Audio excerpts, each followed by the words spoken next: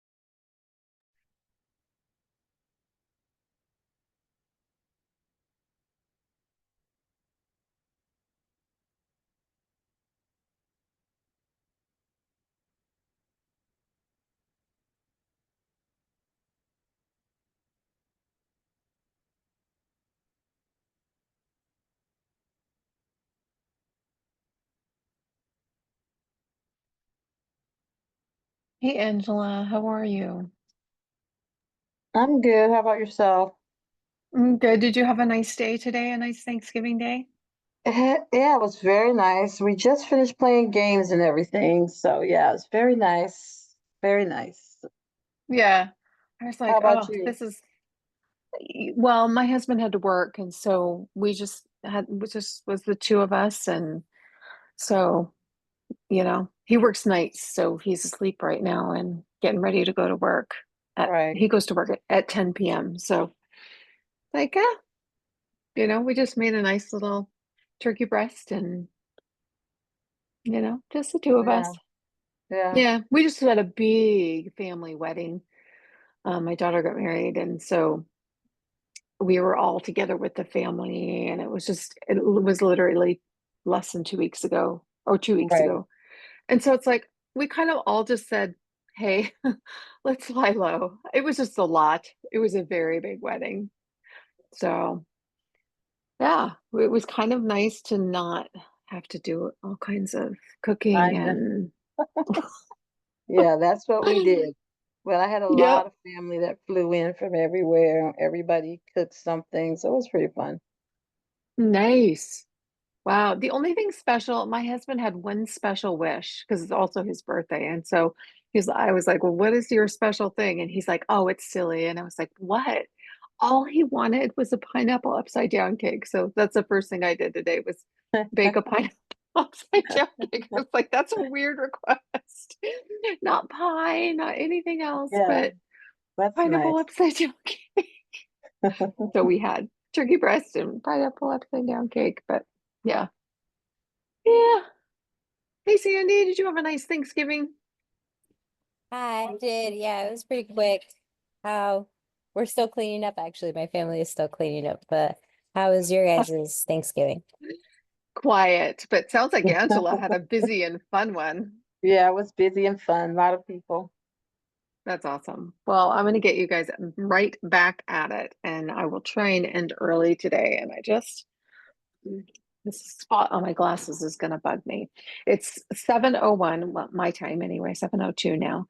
Mhm. And we'll just go ahead and get started, and then hopefully we can end a little early today, and you get back to your family and friends. It's such a bummer to have class on Thanksgiving, but such is the Moreland way. We don't get a lot of leeway around. We aren't really allowed to change classes and do anything. So I'm so sorry that you have to be here, but it demonstrates such commitment to the program and to teaching and to your career. And so I appreciate that so much. And yeah. So have our norms that we actually did week one, and this is the first time I remember to put them on our screen. Those are the norms that you all shared in the chat. Angela was sharing one tricky transition point that she has in her class. It sounds like a super, super tricky one. But today is all about transitions. And we'll spend most of our time there, though we do have a short little segment on the physical space of the classroom, which is new, actually. They modified Module 4. And so this is the first time that I've taught the physical space section because it's a new addition to the course. So I'm kind of excited to see how that piece goes. Um, as always, I love SEL check-ins, but I do want to honor your time too. Just in the chat, tell me how you're doing right now. I'm feeling like a 4. I don't know how you guys are feeling, but on the Steve Carell scale, how are you doing? If you would put it in the chat. Yeah, I hear you on the 4, Sandy. I got that one going on right now too. Angela, where are you at? 3. Yeah. Is there anything I can do to help tame that bear? I hope it's not the program itself. It's just life. Well, yeah, it's kind of both. Like I said, I struggle with the platform a little bit, a lot. So, yeah, just getting back into using the computer more and finding, Yeah. just doing the right thing because in teaching, which I'm beginning to understand, if I was in corporate America, of course, you would be using platforms like this all the time or doing certain things on the platform. And I notice now that we're teaching, they don't stress Mhm. that too much. Yeah. Yeah. It's a lot. And there's a lot. If I had my way, I'd kind of reorganize the platform a little because there's a lot of moving parts and there's a lot of I have to look at this and I have to look at the assignment description and I have to look at the rubric and sometimes there's no rubric and yeah, it's a lot. And then the resources, I feel like we could do a lot better and kind of beefing up those resources a little bit and connecting them to content a little bit better. So that's why I do my PowerPoints because I'm always like, oh, I think you need a little bit more than those resources. So I totally understand. Is there anything like that I can show you on the platform that's like kind of a hitch in your giddy up or nothing in particular, just kind of generally? Yeah, it's just really generally like you said, going back and forth, and I remember I had to do a video of the video, and even if it doesn't have a video, and just doing the or and trying to Yeah, down, it's a mess. yeah, But I'm yeah. gonna I'm figure it so out. sorry. So You got this. It's going to make you better, right? Whatever didn't kill us makes us stronger. That's what you telling myself. Yeah, but no, I'm so sorry. Love connecting them to holidays, but just wasn't feeling that one. I love my Steve Carell one. So, but anytime you can connect it to holidays and things like that with students, that's really fun to do. I always like to do my shout outs and feedback. I'm not going to take 7 minutes to do that. Sandy, I wanted to give you a huge, huge shout out tonight. I'm glad you're here. Love that you use Loom. Love that you kind of showed while you reflected. That was way cool. And you were so prompt focused, which was really, really wonderful. You were like, okay, how does this connect to end task? That prompt is really important this week because when you're doing your Module 8 videos, that's what's going to be required to you. You're going to have to be able to say, like, "Yeah, I'm doing this and it connects to NTAS Standard 3, or I'm doing this because it fulfills NTAS Standard 1. I did this in my planning and that fulfills NTAS Standard 6. So get used to thinking about what you're seeing and how does that fulfill parts of the NTEST teacher evaluation rubric. So you did that beautifully. So that was fun. Whoops, what happened to I knew there was one more. That's weird. Did I delete it on exit? Oh, Sandy, you're my only shout out today. Some feedback. I just said this, get very familiar with those standards. Anytime you get a chance, go look at them and think, am I doing these things now while I'm teaching? Because you're going to have to every week in module 8 say, I'm doing module 1 right now and I'm doing module 2 or standard 2 right now and I'm showing standard 3. And so you're going to go through each of the standards and record a video. 1 through 3, standards 1 through 3, you show with a video together. 4 and 5, you show with a video. And then 6 and 7, you show with a video. And then you show them all in the end. So the important concept. I noticed, and that's to Angela's earlier point on there's so many moving parts and there's so many like going here and there on the platform. Try and pay attention to all those details in assignment descriptions and in the rubric. The rubric will be your number one kind of guide to what do I need to do for this assignment to get the best grade possible. Always go look at the rubric before you submit it, before you even do the assignment. And then read the assignment descriptions carefully because there's lots of hidden clues in those to completing the tasks. Be sure that you read all the resources. I know that sometimes there's a lot of resources in there. Remember that if it has a star by it, it's a required resource. So when you go to the platform, look at the platform. It looks a little different for me from the instructor side. So like for this week, classroom arrangements, all these starred ones are your required resources to read. I totally encourage you to read them all. Dig deep. I should see evidence of these resources in your assignment. I should see these things cited on the citation page. So just while we're here, Angela, when you see a blank like this, that means it's a pass-fail assignment. It's a complete incomplete assignment. When you click on the project activity description, all the little clues of what you need to do, but when you click on submission, if it's blank, it means it's pass-fail. And if you go to the other one, assignment description, submission, and then you see the rubric. And so this is where this week is a little bit of a demanding week. You are coming up with 6 or more transitions in order to get outstanding, 4 to 5 transitions to get proficient. And so it's an onerous week in terms of coming up with lots of, yeah.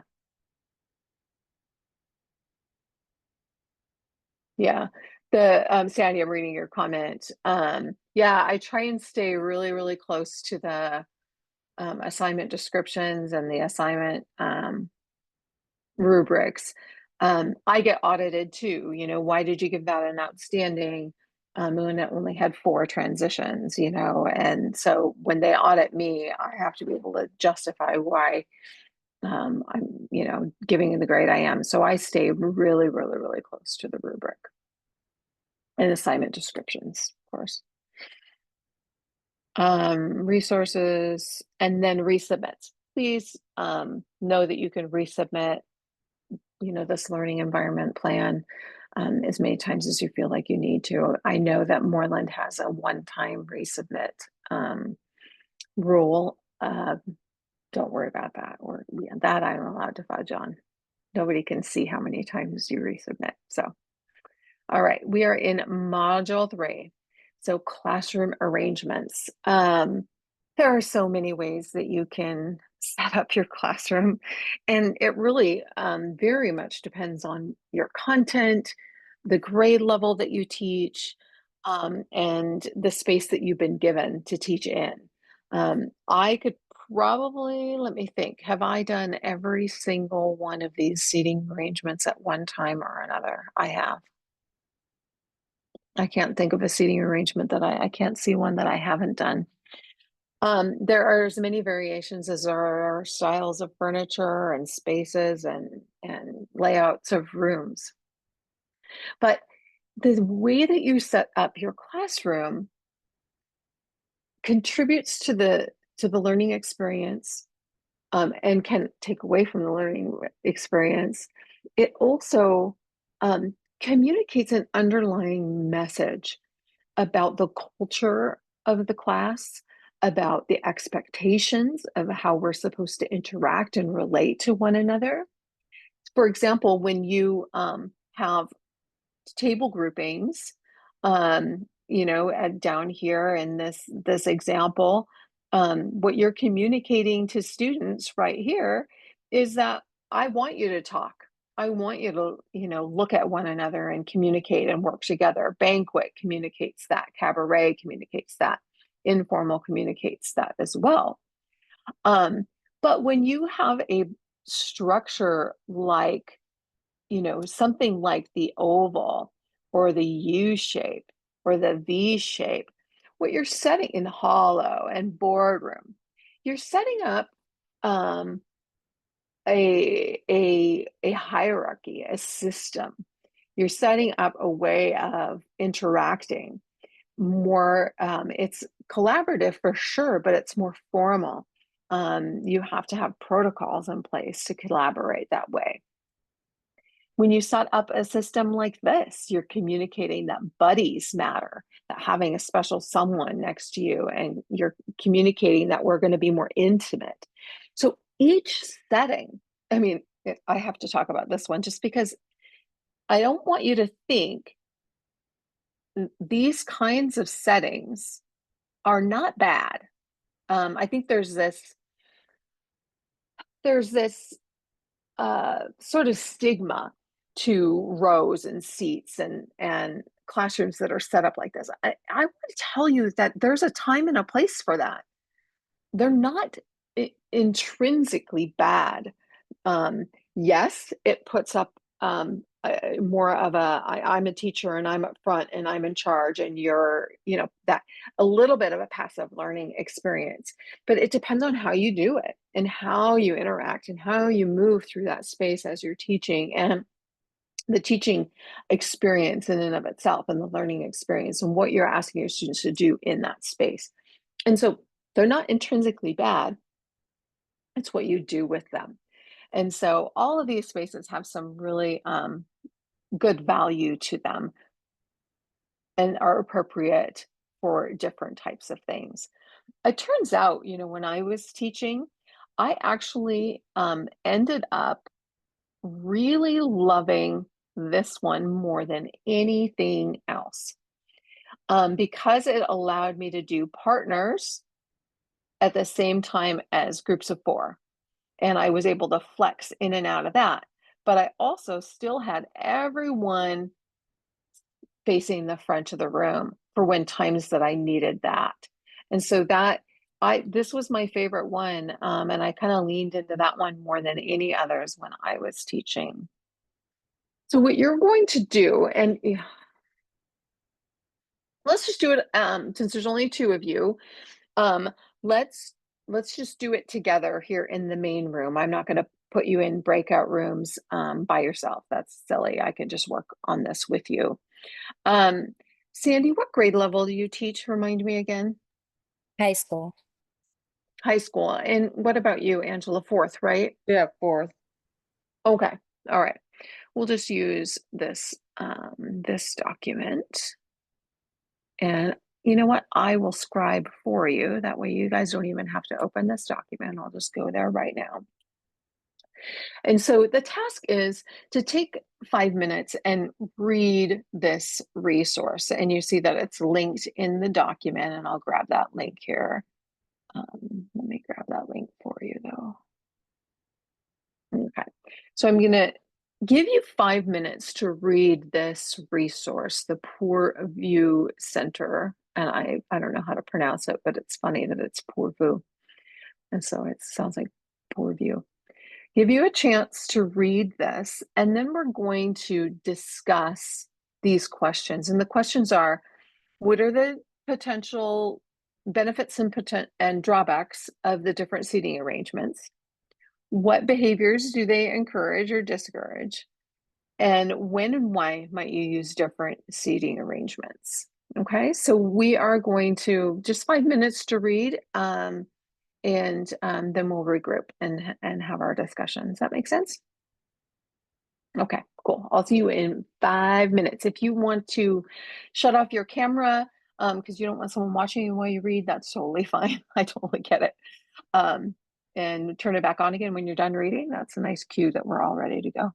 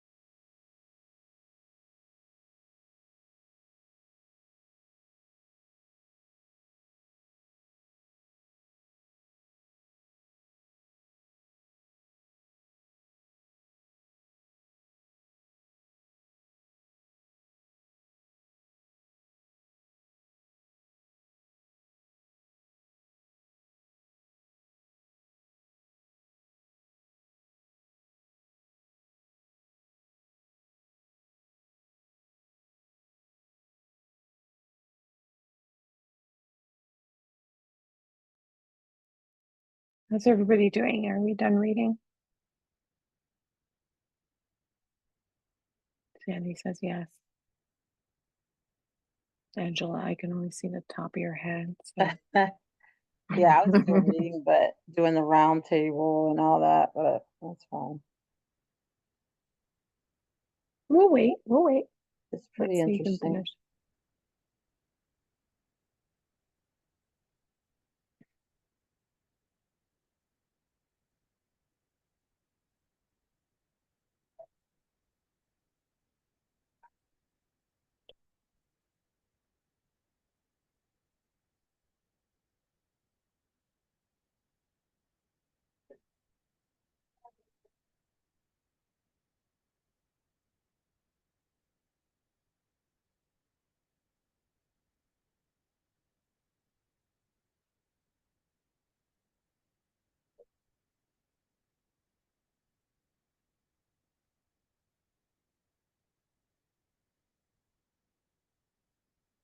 All right.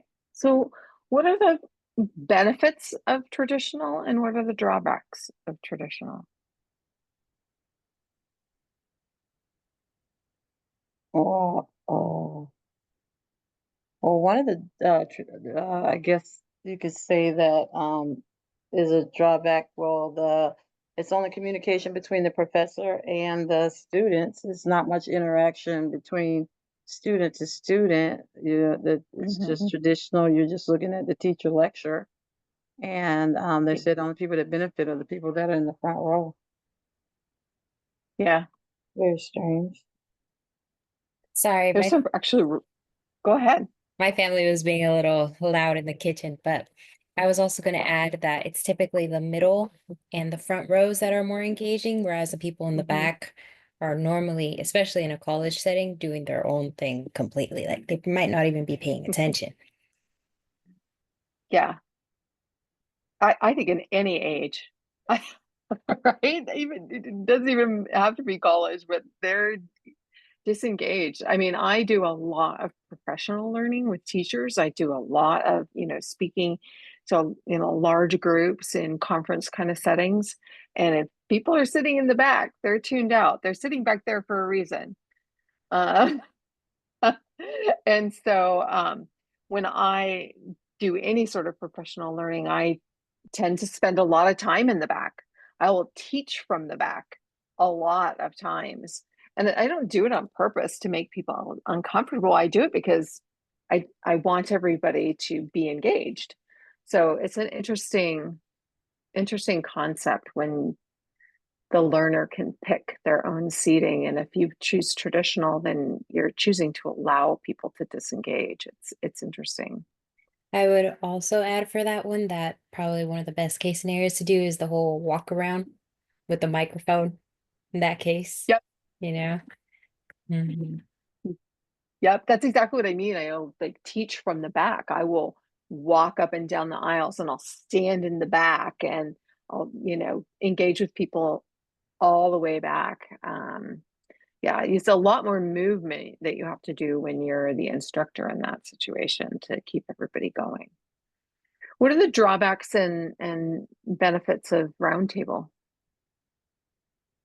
Well, Roundtable probably promotes more, like continuity, more like a partnership between the students and the teacher, really, because the teacher still has to be in that little round table or walking around the table, but the students are more like partners.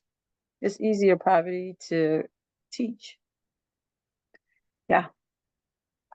What do you think, Sandy? Yeah, I mean, it also encourages a lot of partner dialogue. Those moments where you're like, okay, now take a few minutes to discuss this with your partner and what you guys might think. It's perfect for that. Um, Drawbacks, I guess, if you want to do something of a sort of traditional format where you say, hey, I'm the teacher, like I demand your attention, it can be a little tricky in that sort of seating. Yeah.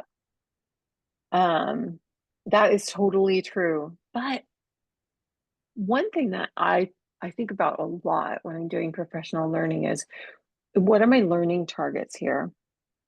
And what kinds of activities are we going to be doing? And is it share like if you're trying to promote a setting where there's shared expertise and everybody's coming into it as equals, and you're trying to be just a facilitator of conversation rather than a teacher of imparter of information, then a roundtable is really great. If you want to get into that facilitator role instead of the teacher role.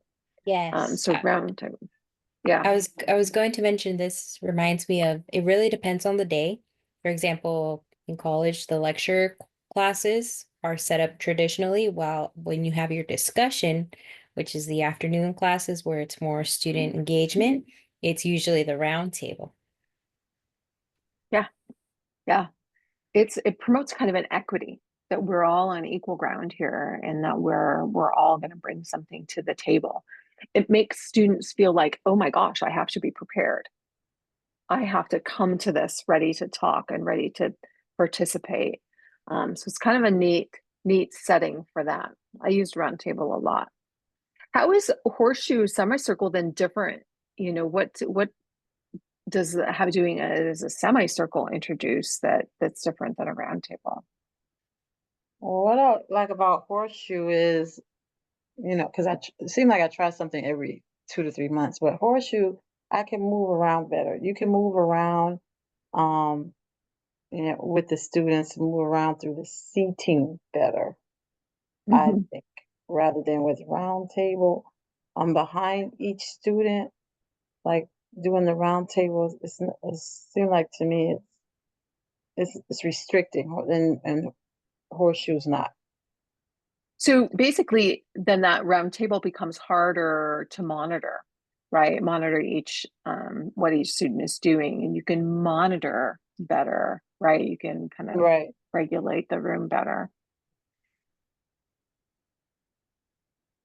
I guess for that case, the only drawback you would have is there might be less engagement with the students that are adjacent to you, Hmm. Yeah, or it's a little bit of chit chatter in the corners, I would just say. Included, yep, yeah. yeah, for sure. I think too, having that semicircle allows the teacher to take control of the classroom easier. Like when they need to be in the leader role. So kind of gives them a front to the classroom, a focal point.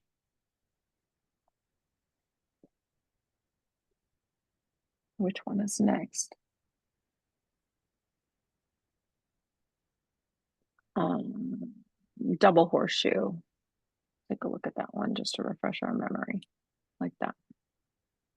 I like double horseshoe because the kids can interact more. Hmm. Especially when you have to do those turn and talks. Hmm. It's really convenient. Or sometimes we say turn to your shoulder partner Hmm. instead of the same partner. It gives them some kind of variation. Um, Yep. And then in this case, once again, one of the drawbacks would be the inner circle of the horseshoe would be blocking the outer circle. yeah. Hmm. Yeah, and then the students in the outer circle or in the back circle are the ones that kind of disengage, the ones that are kind of on the rim. Yep. And then what about pods? Uh,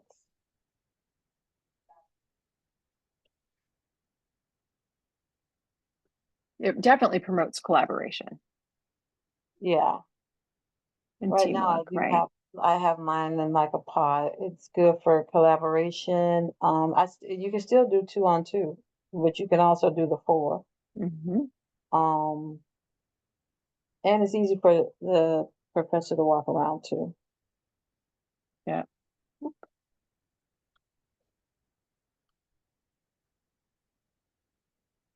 Any drawbacks?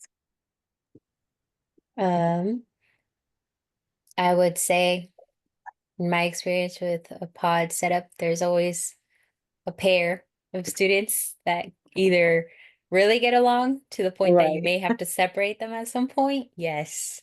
Or you accidentally do a great match where they're buddy buddies and you might have to do a little bit of adjustments because of the chit chatter. Definitely. Mhm. Yeah. Or even, like you've got one super strong person in the group that kind of dominates the group, or you've got, that it's those interpersonal relationships you have to be super thoughtful about when you set up those pods. Um, you set up too strong of a person with with a very strong person and three weak people, then that strong person just becomes the boss. And yeah, yeah. We've really just talked about this already. What behaviors do they encourage or discourage? So I'm just going to write above. When would you use some of these different ones? Like when would you use traditional?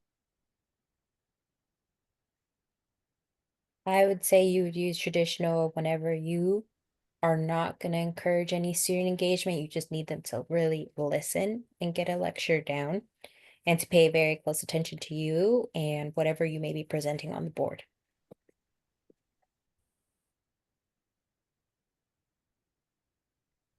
Yeah, I mean, there are times, it is an important skill for children to learn to sit and listen and get information. It is an important skill. And um just like collaboration is an important skill, and teamwork and working with a partner, all those things are important skills. And so sometimes just setting them up and putting them in rows teaches that personal and self-regulation. It also adds some gravitas, right? Some importance to what you're saying. And so use it wisely, and use it, you know um, sparingly, but intentionally. I think that's a kind of a cool idea.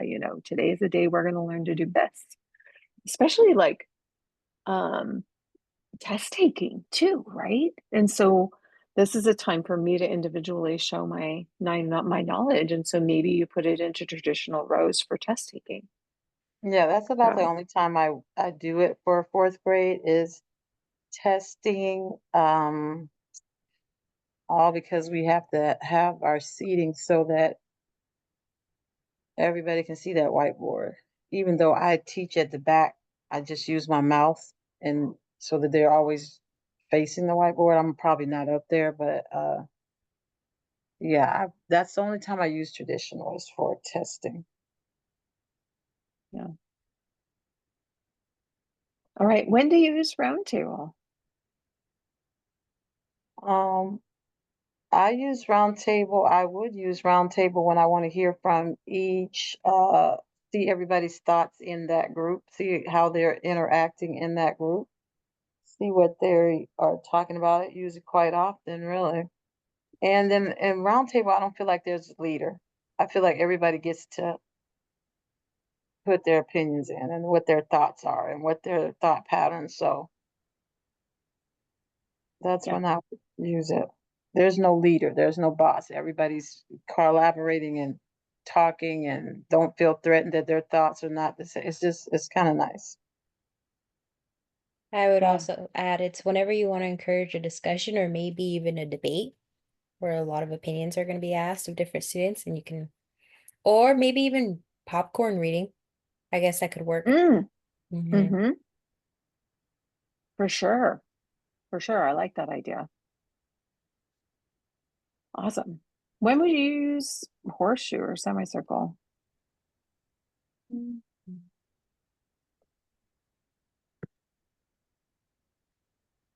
I I think this, oh, sorry, go ahead, oh yeah, Angela.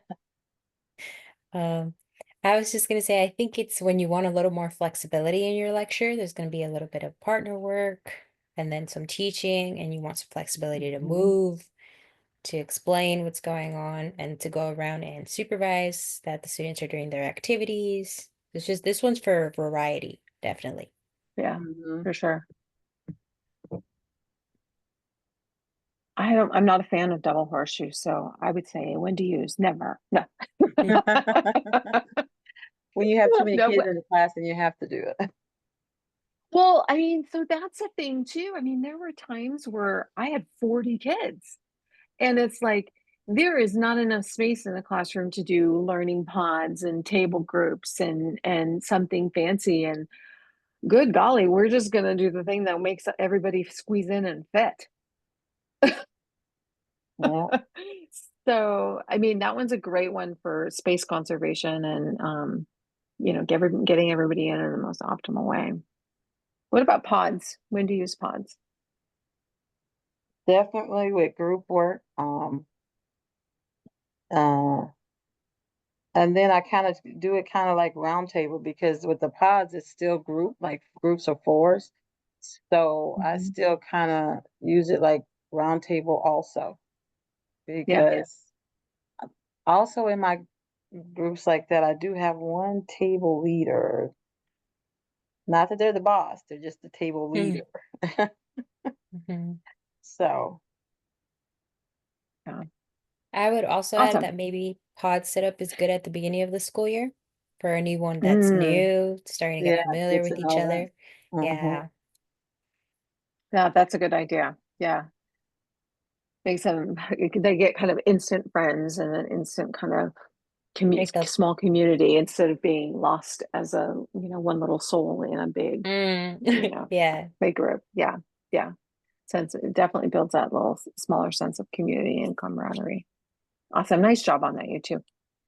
I know it's hard to do when it's just two people. That's what it's like when I teach a cohort of two. But then I'm ready for it. Mm. All right. So what we did was we reviewed the document and the seating arrangements and had our discussion as required by the platform.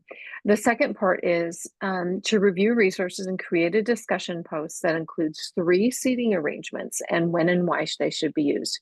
There's one that's not in that um, in the resources. And it's one that I used a lot and I love. So if you get the time, look up fishbowl seating arrangements. I love a good fishbowl. And there's a definite purpose and time and place for fishbowl. And there's another one that I used that I also didn't see in the platform resources called the jungle. Also, I'm a fan of. It's a flexible seating arrangement where students get to move around, but the seats stay stationary.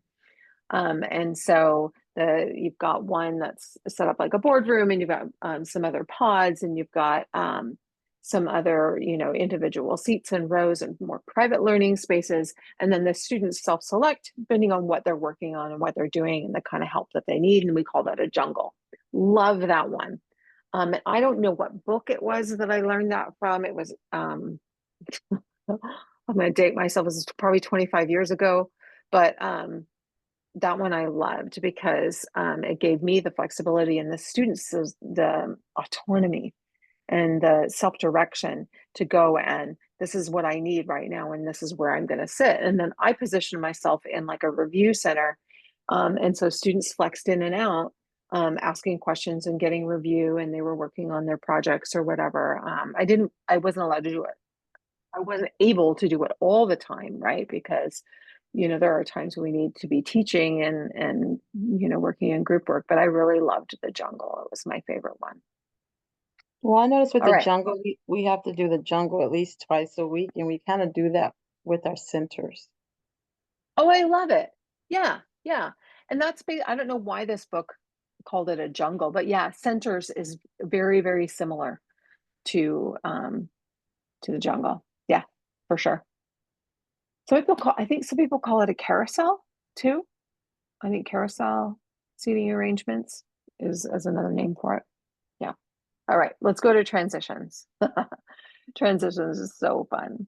Transitions is all about how can we manage our time in a way and plan our lessons in a way to go from, being scattered to being balanced, right?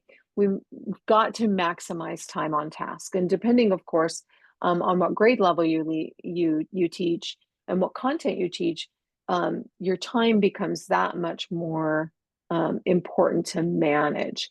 I know with students going to specials and push in and pull out and all those things, you've got to be running a pretty tight ship. and be balanced in your classroom. Now, remember from last week, Marzano has advanced routines and procedures. We're not going to do policies because your schools do that. And then the other one of those things that you should be planning for is transitions. Now, when I wrote down all the procedures and policies for you guys, I also had a column for transitions. Now, transitions are very, very specific. And it is moving, whoops. I don't know what is wrong with I know I had a slide here. There we go. My goodness. It's physically, why does it keep jumping to that slide? That is so, okay, we'll just show it like this. There are two kinds of transitions. There are physical transitions when you're moving from one literal location to another, moving bodies, moving desks, or retrieving and storing resources. Like a transition would be maybe putting computers away and then retrieving computers, go getting textbooks and putting textbooks away again. And then there's mental transitions, and you might be changing learning tasks or shifting focus or topics or shifting what you're even learning about. Sometimes we're just going to put away math and we're going to take out social studies, and we're making some huge mental transitions. All of these things need to be planned. Students need to know what's expected of them when they're moving around the classroom or moving and having to make mental shifts. This is another breakout task. So here I was thinking on my feet, I'm so sorry. We're just going to do it together, I guess. And we'll go back to this document because it's right at the bottom of the document. So for you in your class, and be thinking about what you're going to put on your learning environment plan. What are some transitions that you might put on your learning environment plan? One of them is, we have what is called specials. Specials, sometimes I'll have a teacher come in or they'll go to PE. And transitioning from me doing my first little short lesson, go right into our specials. Yeah. Music, PE, art, whatever. Yeah. In my Sandy, any case, transitions? I guess at the high school level, it would be like, welcome, good morning, here, 15 minutes, you set up a timer on the board to complete this writing activity, and you make sure they know, let them know it's 5 minutes before it ends. And then once that's over, tell them to start transitioning, closing up their notebooks and pulling out the materials that they need for the lesson. If not, it would be time to review, if that makes sense, and that helps them transition before the next the lesson for the day. Yeah, so you've got that transition in from your opener to your main learning exercise of the day. Okay. You've got moving to and from your classes. That's a huge transition. You've got passing time, right? Passing period. And there's certain expectations around passing period. You've got moving to and from group work. Do you ever have your students like move their desks to do group work, or do you have those kinds of transitions? So the funny thing about all of this is that in my case, I actually teach adults. So this is theoretically what this would be at the high school level. But when I say I teach high school, it's for adults that never completed their high school diploma. So once again, these students actually come in by appointment, one by one, depending on the hours that they have available in the day. They'll come in and everyone's working on a different subject. It could be So algebra.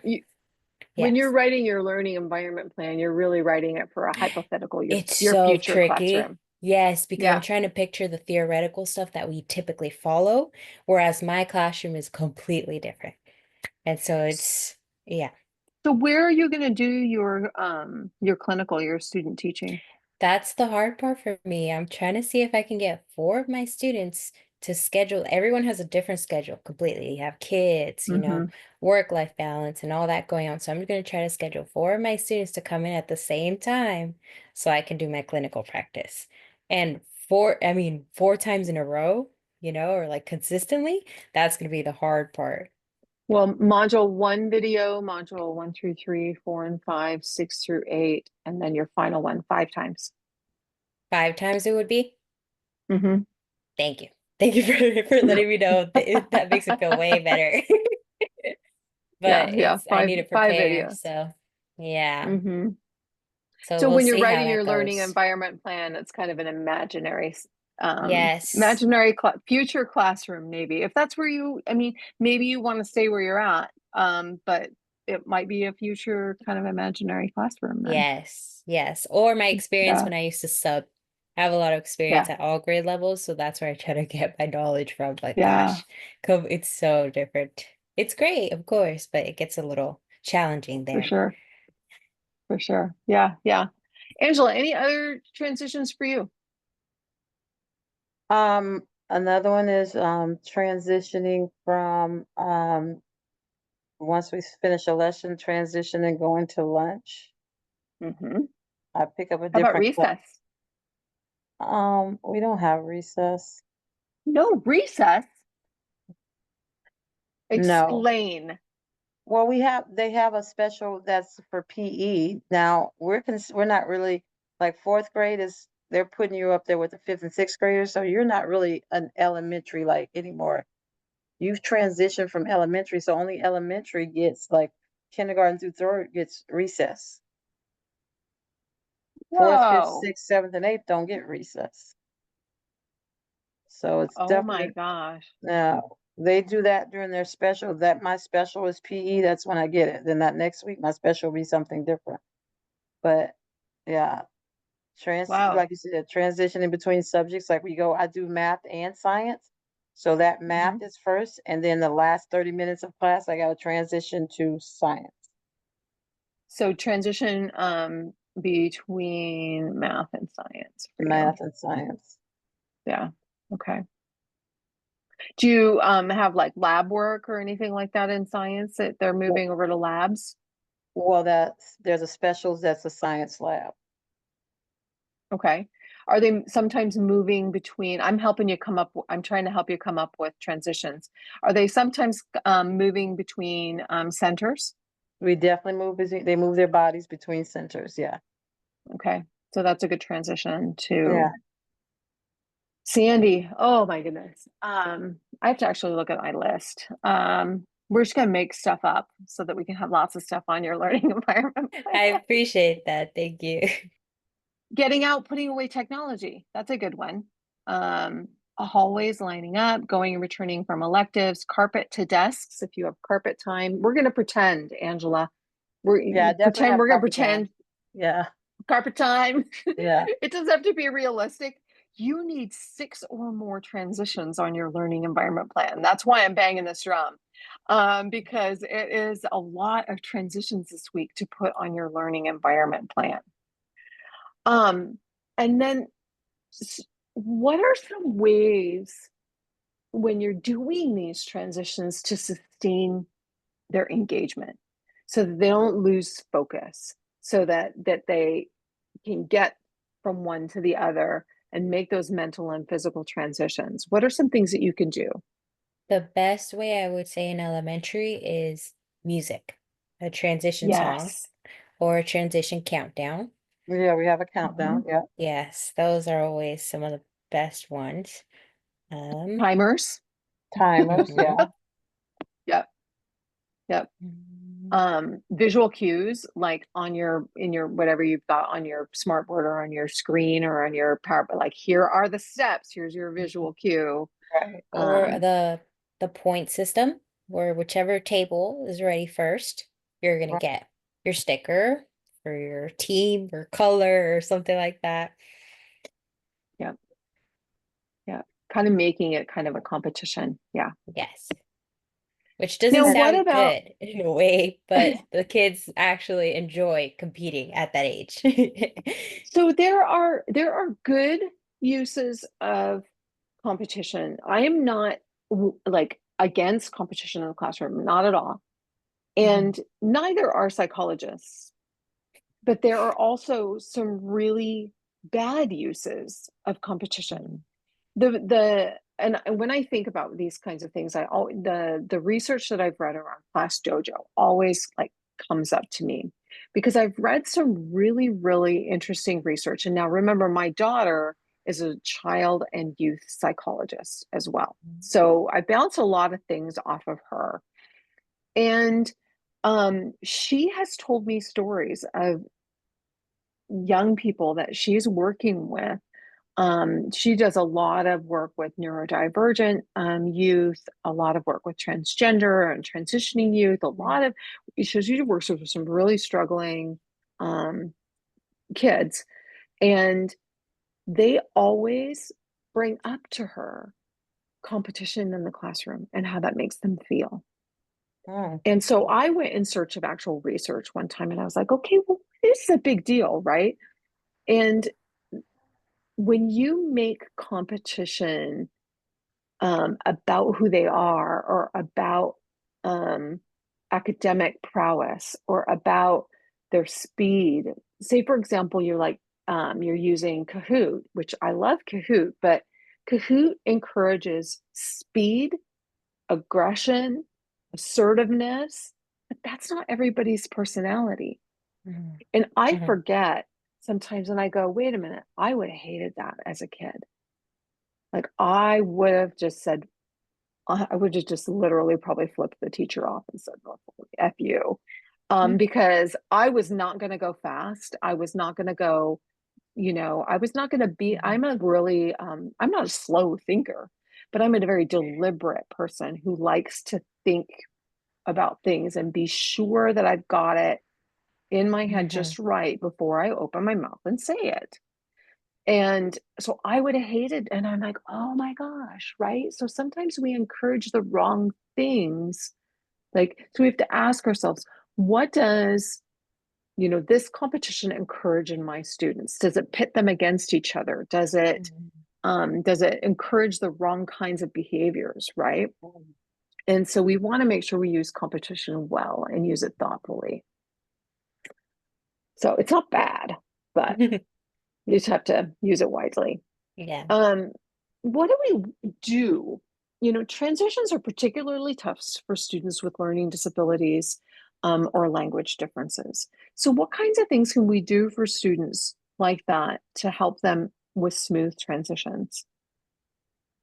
Well, with my student that I have a student buddy with the ones that I have two students that just came over. They don't know English or whatever. I have a student buddy with them that especially when it's trying to transition and we got to go to lunch or whatever, they speak in their language about what Yep. are we doing next.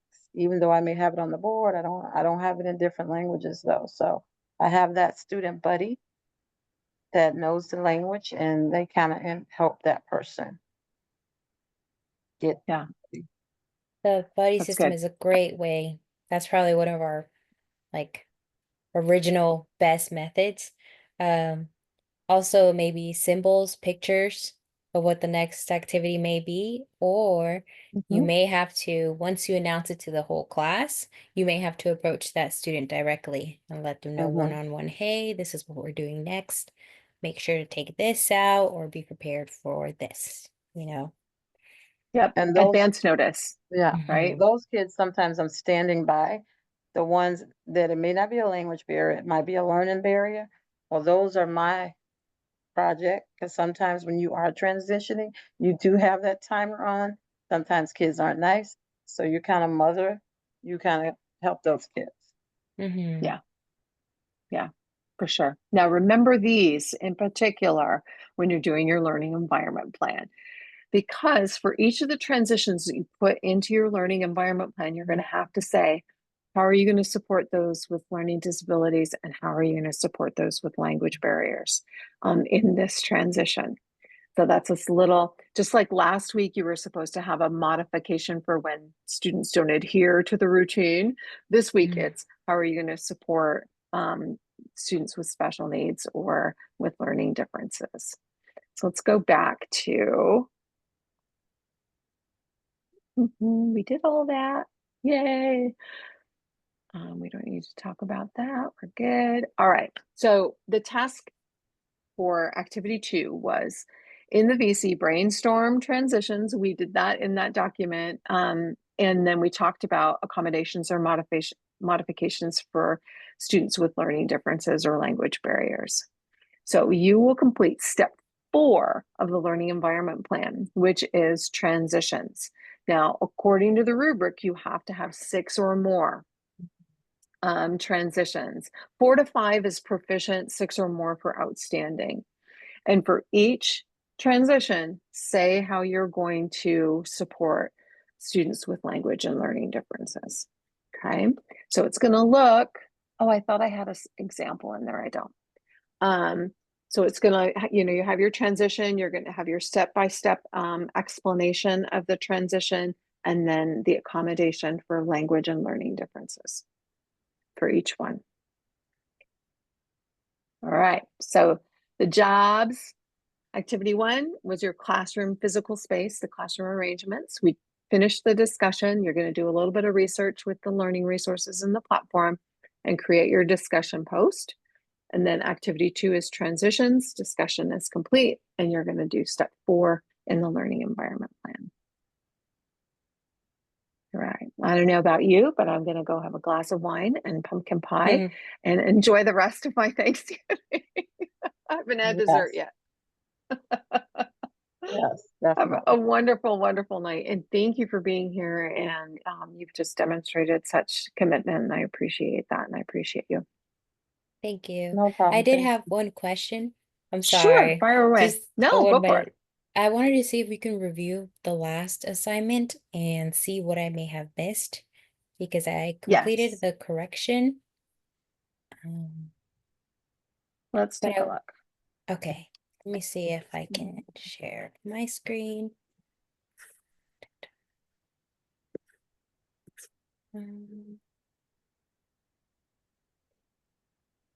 Okay. For this assignment right here, it says submit a link to the LEP and choosing the top 3 routines and procedures. I would like to implement my classroom, and I did modify it. I think I did have 3, but you mentioned to include 1 more, so I included, it was overall 4. 3 in each section, 3 in-person routines, 3 online routines. 3 in-person routines. Okay, these 2 are my in-person ones, and then for online, it was 4. Yeah, so that's 2 and and then 2. 4. So you need 3 and 3. I think I messed up on that one too. What do you mean? Sorry. So 3 routines in the top section for in-person class, for regular class, and then 3 for online learning. So I have 4 routines for, oh, so this section, the situations, 3 situations? Because for steps and accommodations, routines and So procedures. this right here is Yes, one routine. I understand now. So I was confusing it for this Ah. section right here. That's what I see now. Oh. So that's why I put 4, and I thought I made the correction, but that's on me. So it would be 3 So here's, situations and yes, 3 routines or situations for the online classroom as well. yes. Okay, my apologies. So yeah, I'll No, make sure to it's take care of okay. that. Yeah, no Thank you. worries. I'm so sorry that was unclear.